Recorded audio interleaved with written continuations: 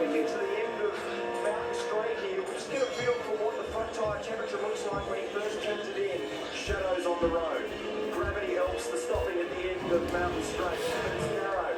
It's laced and lined by concrete either side. He's on the red limiter, also on the run into turn 3. This is one of the most complex parts of this racetrack. Look at it, stiff, wasn't it? All the way down to the bottom of the curve in the power deliveries. He comes out of there in second gear. Slides the back of the car, and did he make contact? Yep, it was so close to that wall. This is an indication of how hard Jack is pushing it again. He's got that thing glancing right up next to the wall. He is breathing all over the concrete. Beautiful job of McPhillamy. The first reference was a 51.6.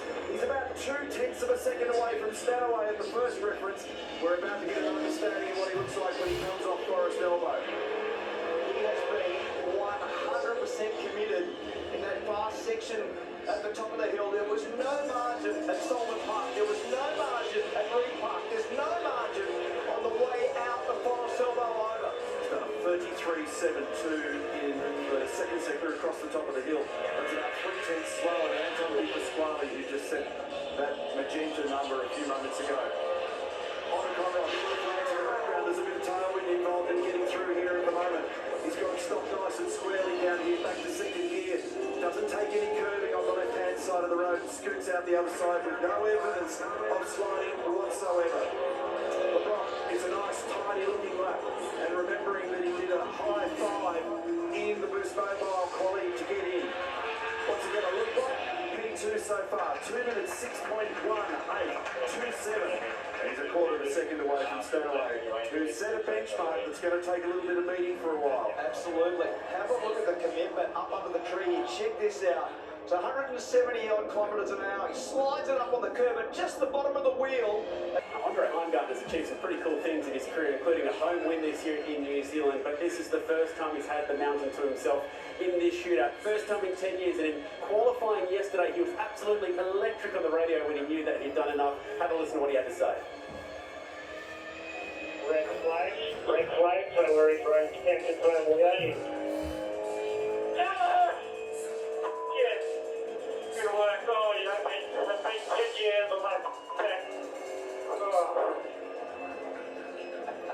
And he admitted to shedding a tear, Andre Heimgartner. What a moment for him, and a big moment for everybody in the R&J Batteries Camaro team and Brad Jones Racing. What a fantastic outcome for him to be able to get in. He's never before been able to contest this top 10 shootout. He's gone close. He got in with a 2-minute 5.9268. He's also not had a podium here. In fact, he's had a rough trot when you look back through the history of his results here. And so has Brad Jones on occasion. They understand what's at stake here this weekend, and if they could deliver a result into that garage for everybody from that gang down at Albury, that'd be very, very cool. It's his debut location as well. He first turned up here back in 2014. He's had 6 did not finish results from 10 Bathurst 1000 starts. And as we cover year in and year out, this place can make and it can most certainly break. Absolutely. And for the team that you just saw in that garage, it's also for Brad Jones Racing. They're still looking for their first Bathurst 1000 pole position. They've been second twice, most recently in 2003, but they are super keen to see what Andre can do today. He's got great talent. We've been talking about it for a long time. They lost their way a little bit with this car earlier in the season, but they're getting back and back and back. And the performance that we've seen, especially in the wet weather, but there's been times when Andre has been right at the pointy end, and today is a big moment for him. 3 times he's qualified 12th for this great race.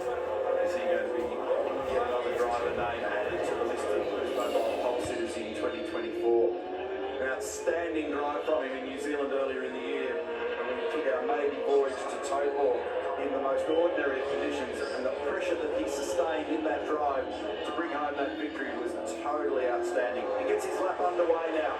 What can he produce?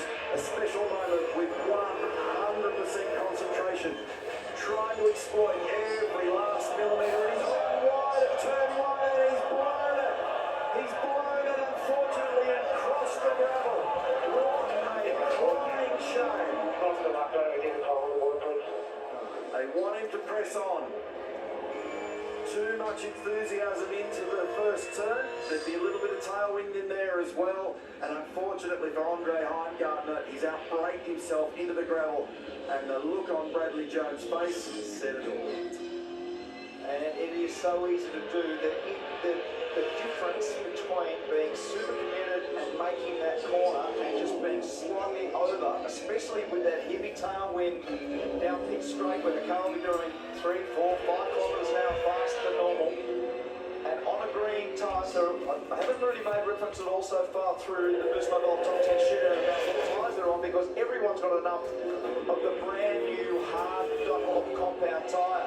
So the hard tyre around here, it's got less grip, it's hard to get the front tyre temperature up, and to commence this lap is the key to having the front tyre right for turn 1 and for turn 2 especially. And it just caught him out on the way in there, locked the wheel, couldn't turn the car in the corner and off the road. By comparison to those that have run before him, it's about 8 seconds lost in that process to spill a wide down there at turn 1 and then climb back on. So Tony Woodward, the engineer, just encouraging to press on with the lap. It's not impossible that those that follow can make mistakes as well. And it's still a question of determining your grid position if somebody else was to make a blue.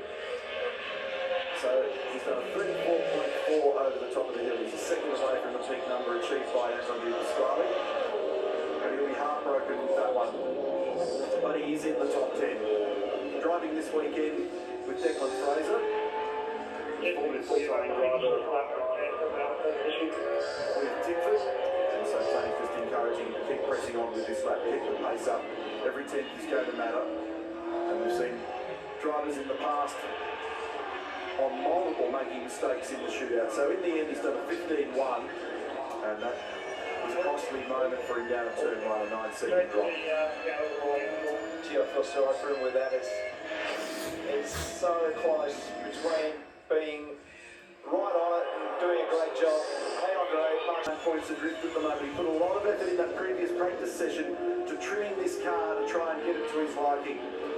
Is it going to be good enough now? Car number 25, Mobile 1 Optus Racing. It's his 11th great race start for tomorrow and the 7th time that he's contested this shootout. Remember, he's won this thing on 2 occasions. And that miracle victory back in 2014 with Paul Morris in the wildest of days, and then again with Lee Holdsworth in 2021. He's a popular character in this paddock and with our fans all around the circuit. And he opens his account strongly and heads on up the mountain. 100% is the number against his name as a finishing record at this location, and that's a handsome number to carry in for tomorrow. it certainly is. And he commenced the lap a lot faster. His warm-up procedure was a lot faster than what Andre's was. And I reckon just in terms of the way the body language of the car looks when he turns the car at the corner, he's been able to get hard on the limiter there, and that's the hardest that anybody's been on the limiter on the way into the cutting. He's been able to get the front of the car pointed at turn 1 and turn 2 better than anyone yet. And he took a slightly shallower line from the driver's eye view on the run between turns 3 and 4. Dances it off the rear as he just runs off against the concrete on the left here. Down to the middle grade now where there's peak load on that right front corner of the car. 4th gear, check the speed out. We saw 212 there momentarily. It's even mid-190s as he gets through the middle of it filming. So he's done a 51.9 to be half a second away from Stanaway in the first intermediate. Full shadow up there in the S's and the dipper now. Whoa. On a cooling track with blustering winds out there at the moment. Turns it in shallow, a little bit of brake locking. You can see the winking lights on the dash. And out the other side, what a great job over the top of the hill. It's a 33.4 to be the fastest man that we've seen across the top of Mount Panorama. This might be enough to claw back some of the margin. Richie Stanaway, 100% throttle, big commitment into the chase and stays with it. Out the other side, maximum brake pressure. And makes his mark with a little bit of curve on the left-hand side in the chase. Nicely done. Change of direction was beautiful. He got the car off the left hand and flipped it to the right and almost no oversteer. Used it a little bit of exit curve to contain the slide. Was able to get it off the corner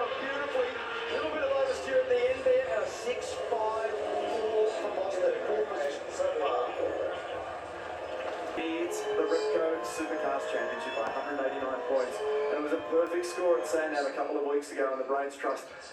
Together with Scott Pye in the garage down there at the moment, all nervous moments as they await this lap. This is a very, very important one. If he pops out the other side of this weekend and protects or extends that lead, he takes a lot of pressure away from himself in the back end of the championship. For sure, absolutely. This is a big component of what is going to be his ultimate prize of this race plus the year's championship. Second time he's been in the shootout, 7th start for the great race. And he's not had a pole position at this location. In fact, his best qualifying was back in 2021 where he qualified in 9th position. He's also not had a podium here. What an opportunity for conversion this weekend in this team that's had so much success at this location. Up into the shadows, uphill, into turn 2. Griffin's been second gear, a lot of shade up there at the moment as the conditions continue to cool out. Did a nice job. Now a little wriggle there in the braking area. A little bit of rear instability when he first was trying to get the car stopped and turned. And he was able to get the run up nice. A nice car control on the brakes. Nice brake modulation to get the car to the corner. And just slightly down again on Stanaway. No one's been able to replicate that first sector. So he's done a 51.7 and a 51.4 is the best that we've seen so far from Stanaway. So his number not yet knocked off. Sliding on the way into the cutting there for Will, and he got some air on the way down through the S's that time, and the inside ring, you can see it hopping. Got the lap record last year, and remember that this is an all-new team for him this year, so he's had to acclimatise with an entirely new group of people, a new engineer, and a whole new method of process. 33.5 in the run over the top of the hill. He's about 1/10 away from Chaz Foster. So he's given a little bit away to Stanaway in that first sector, but he's right on the money across the top of the hill. Swings out and uses that extra space on the run through the chase. There appears this year just a few more little waves in the road at the bottom of the braking area in the chase. And he's hunting a 2-minute 5.92 that's been set by the fast Kiwi, Richie Stanaway. Gets it stopped. Only just exactly. Turned it a little bit early to do it. Not a bad job, P2. He nearly got there, didn't he? So there was a healthy bottom half of the lap. So a 2 minutes 6.1 for Will Brown, and the margin in favour of Stanaway of 0.23 of a second. So he finished the lap off really well. That's a number that's almost there, but have a look at this slide. Hey Will, that was a big moment on the way into the cutting there, and obviously lost a little bit of rear grip when you first offered it up at the corner. Yeah, I just didn't get it that good during the cutting. My first sector wasn't great, but from there, my last sector wasn't too bad, so I managed to get P2, but it'll be interesting. It feels fairly fast out here, but yeah, didn't do the lap time we wanted, but that's all right. He's originally from Perth, and now on the Gold Coast. The number 1 Camaro with Chico on the side of it this year, Erebus Motorsport. 6th start in the great race tomorrow. 3rd time that he's had a run in the top 10 shootout. A 2-minute 5.6646. He's eaten a little bit of concrete this weekend so far. He was very, very fast all weekend, and he's got his mojo back. Brody Kostecki, it's fabulous to see. The runner-up here last year, and I mentioned, had the pole. He's way out of contention as far as the championship's concerned because he wasn't present for the first 6 races of the year. Missed those first several race meetings. But this guy is ultra committed, very fast, studies the data. He's been a little bit off colour so far this weekend, and we watched him do a quali sim earlier in the day. This is going to be a big lap. Certainly will be. And to your point, he's got that verve back in his driving. You can just see the body language, the way that we love watching the very best people drive these sorts of cars, and at his best, he is one of those. He's torturing those front tyres. You can hear them squealing when he drives it down into the dipper, where he was basically going hard left, hard right, and dragging the tyre across the road, trying to build that temperature up. Driving combination is Brody Kostecki with Todd Hazelwood, and when we look at the averages of the combos so far this week, and there he is, it's been a very quick combination, so the expectations are high inside this garage, and fingers across, Todd, for a big weekend. Now, Brody's been very, very strong in this section of the racetrack, and the way in which he's chosen his lines is approaching the racing area of the chase on his push lap. sectors in there. Let's see what he can produce for us right now. He's put a lot of effort in trying to get the tyres right, and the temperature continues to drop. It's another couple of points down. It's about 13.2 degrees out there at the moment. As Brody Kostecki, the reigning champion, opens his account in the Boost Mobile Top 10 shootout. And did you check the hands on the wheel? He coaxed that car into turn one. He asked it to turn nicely, didn't overload the thing, didn't rush the corner, and he made his marks beautifully, and he's off to a ripping start. And I reckon he's been the most aggressive with the tyre warmer and trying to phase those tyres, trying to get the front car to make turn two as good as it can be. Tiny little bit of oversteer right in the middle of the exit of turn two at Griffin's Bend for him. More shadows over the top of the hill now, and the approach into turn three, and then the blind approach into turn four at the cutting. Doesn't use all of the extra space there, and that makes the line approach into this part of the racetrack just a really easy to negotiate. Right at the grip limit as he crests the top of the hill, and it's a 51.5 down. This one is the first time that we've seen anybody get close to Richie Stanway. How close was that to the concrete of the exit? He's done a 51.55 versus a 51.48 for Richie. He's going to give it a nudge. He's going to be right there. Inside rear wheel hops up and over the S's across the curving. Great start to the lap. Unbelievable commitment there at Green Park. There wasn't a millimetre of road there. This is a very good line precision. Where he's placing the car at the moment is spectacular. And how about the numbers across the top of the hill? He's done a 33.2 and he's raised the roof in terms of the new benchmark over the top of Mount Panorama. This is going to be a mega lap. If he can get this thing through the chase, we might see something better than the 5.9 achieved by Stanaway. The line again is beautiful in the approach. Under brakes into the chase. Out the other side, chases the wheel. The gear shift is nice.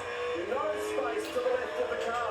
And a calm little change at the brake bias into the final corner. He's got it wriggling on the nose in there. 2-minute 5.9 for Richie. What's the number for Brody? And it's a 2-minute 5.5. And that is a big number and worthy of a giant round of applause. Fastest lap of the weekend. Bang, straight out of the pit and one lap expert. What a job by Brody Kostecki. That was very cool. Hey, Brody and Steele, we really love that lap. Well done, mate.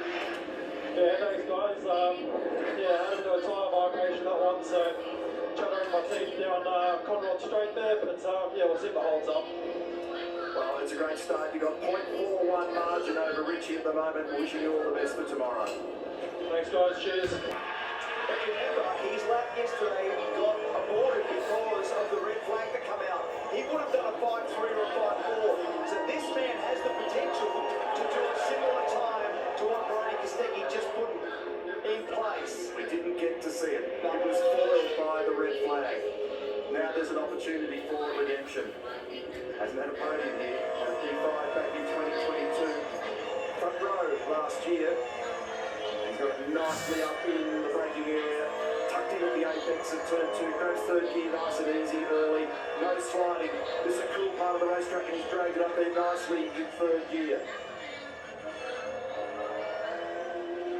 This is all the road. A little bit more slowly on the exit coming out of the cutting. Just bands the throttle, keep the nose on line. Through the right-hander. It's a gigantic commitment through the top of the mountain area here. 51.6 is the first reference now. He's about 0.2 of a second away from Stanaway, and our splits up. Stanaway, Kostecki through the sectors. Rides that little curve in the middle of the S's quite nicely. Flings it off the top of the dipper. On the throttle hard. He used all the road to come off there really nicely. Nice blow. And remember, Kostecki did 33.24, the fastest middle sector of the weekend. And he's only 0.02 of a second slower than Kostecki across the top. That is maximum commitment by Brock. Beautiful job. Just 0.02 of a second away. He's third in the championship.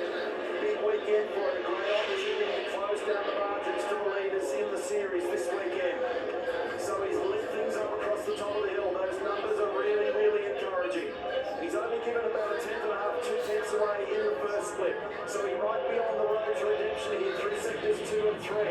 Is this going to be enough to get to a 2.5.5? Slightly wide down there in the final corner, and he goes so close. Position number 2 and a 2-minute 5.8.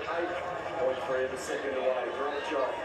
That's a very solid lap. I mean, it's only 2/10 away from the number he did yesterday, and remembering that to do it with just one lap and to be able to put it all together like that with maximum pressure, that is a superb job. Brock, well done, mate. What do you think of the lap? Yeah, thank you. Yeah, look, it's all right. Brody obviously did a good lap there. Just didn't really maximise it, but look, P2 at the moment. We'll see where we end up, but we got a fast car, so I'm looking forward to tomorrow. Yeah, well done. All the best for tomorrow, mate. He's made a Bathurst 1000 start for tomorrow, the 7th time that we've spotted him in one of those shootouts. He did a 2-minute 5.6 to get in. Twice a runner-up in 2020 and 2021. Position number 3 in 2022, and he's had a couple of pole positions here. 4th in the championship. Remember all the way back in 2011 in the showdown when he got his debut opportunity here to get into the supercar game. And how's the slide that he got on board then through turn 1 and launches up the mountain. And what you are going to see is one of the very best at this paper in terms of qualifying performances. I love watching him. He just absolutely wrings this thing's neck. Since 2017, Mark, he's never qualified lower than 6th position, to your point. And have a look at the cycle. He's gone third, first. So he's right first if the cycle continues. Big climb out the other side, huge demand on traction and on the engine. We're going to get an understanding of what the early part of the lap looks like right here. And he's done a 51.5, he's right there, he's only 200ths away from Richie Stanaway. And he's got this thing hustling over the top of the hill as Ford fans are rejoicing as he rushes through Reed Park. You can hear the cheers in the background on what they see at McPhilly. Up on the curb, sliding, he's got the thing fully grip limited off the top of Skyline. Nicely going through the direction change and it slid out the other side of the dipper. Oh my goodness, that was close in the gutter. He was very close to the wall. A shadow running to the outside. Listen to the enthusiasm in the background. He's done a 33.2 over the top of the mountain. But the cumulative number looks at the moment on target to be faster than Kostecki. But we've still got some critical places to come. The chase, the bottom of the chase, and the last corner. Is Wallace going to be able to do this? Mark's just ran it through what he's achieved in recent years. Through the chase flat, pulls it up, pops it up and over the curve. It's a different series of lines compared to Kostecki, but the lap time looks to be very, very strong. Into the final corner, 2 minutes 5.51 is the number that he's chasing. It's going to be so close. He does not quite get there. He misses out by 0.13 of a second. 2 minutes 5.64 for Cam Waters. What a nail biter. That was an absolutely 100% committed lap. Well done, Cam Waters. Wow. That was close, wasn't it? It's good. I love this stuff. This is the very best doing their thing in the poll from yesterday. This fellow is only 22 years of age and the recent birthday Kiwi living in Melbourne, Carbonating the Mustang for Penrite Racing and the Grove family. 2 minutes 5.6452 was the time that he recorded to be able to get into this top 10 shootout. He's 5th in the championship. He's paired with a 5-time winner in Garth Tander. He's been winner back at Townsville earlier in the year. He's also had 2 Boost Mobile poles so far this year. Unbelievable one-lap speed from this young guy. Can he turn it on now when it matters most? He has got immense talent, immense natural ability. He's shown some incredible pace early on in his career, and to be provisional pole from yesterday was one of the best laps I've ever seen him put together. Can he do it again right now on the biggest stage? Qualified 8th for the great race last year, and that was his best ever qualifying performance here, but he's hardly had any experience at this racetrack, which further emphasises in bold what the wonderful achievement was yesterday to be the last runner now in the shootout and the fastest man yesterday. Coming up to that first timing understanding, he's got a 51.7. He's about 3/10 away from his teammate at the first reference. Uses a lot of road there between Reed Park and McPhilly. Makes that inside curve nice and doesn't use too much of the outside curve. Gets Gets it over to the left, runs it nice and straight over the top of Skyline. Nice and composed through the S's. Gets it off there. That was the mistake that he made yesterday. He said that he lost about a tenth or a tenth and a half off the bottom of the dimmer when he was trying to down the bottom silver. He's in the fence quite hard there. And that will be a bruise. That's going to hurt. So he's done a 33.4 across the top of the mountain to be a couple of tenths away from Brody. That'll half the quarter exit speed on the run down the straight. And they'll need to look at that long and hard tonight. And he's probably got a bit of shaking going on in that steering wheel as a result of whacking the rim up against the concrete wall. So Matt Payne really battling to struggle and turn that thing at the bottom of the chase. Contact with the wall. Is this going to be a pole for Brody? Final corner now for our very last runner. They've got a little crank sideways going in there as well. Matt Payne's lap time at the end of it, he moves up into position number 7 on a 1 minute 6.2.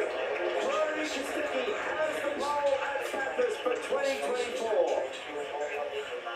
And he's done it for the second time in a row, and you sense that that lap that he put together before was a beautiful bit of craftsmanship. Absolutely. Now, we were in amazement in terms of the way that he attacked that lap and the way that he was able to capitalise on sector 2 and 3, fastest car across the